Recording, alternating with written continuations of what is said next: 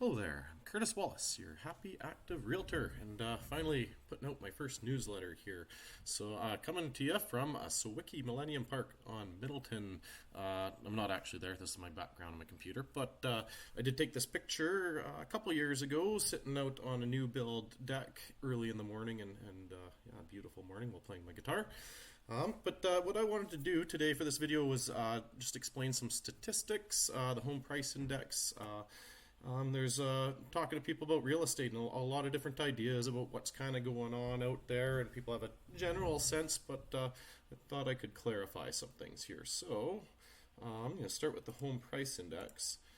I've pulled a chart here in the North Okanagan for the composite, so kind of a conglomeration of all the different property types. And what the home price index does is it takes benchmark price over time of a specific property type, and using that benchmark compares so that you have an idea. Say 10 years ago, if we look at this chart, Bella Vista's around 170, and today 322, so it's not quite doubled but almost doubled, and so you would expect prices as compared to 10 years ago to be around twice as much as they were 10 years ago.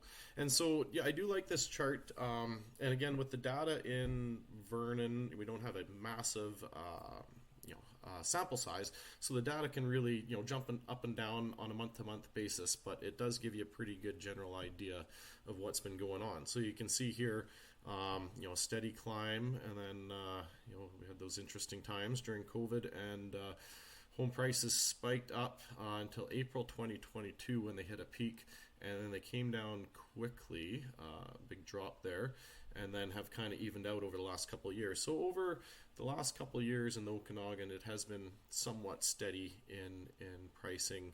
If we look just specifically North Okanagan, it's pretty close to 0% or a 2% decline over the last year.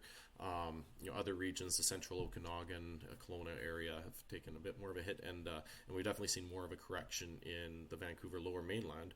And because that's such a huge sample size in the Lower Mainland, when you look at the overall statistics for BC housing, it pulls the numbers down. And even across Canada, when you look at the Vancouver and Toronto markets, they're such massive markets, and that's where we've seen the biggest corrections in pricing, which brings down the pricing for the whole Canadian market. So it skews it a bit. If we're not in those big markets, we're in the North Okanagan, then we haven't seen those same corrections. But again, there was this lead up to April 2022, quick drop, and then somewhat steady over the last couple of years.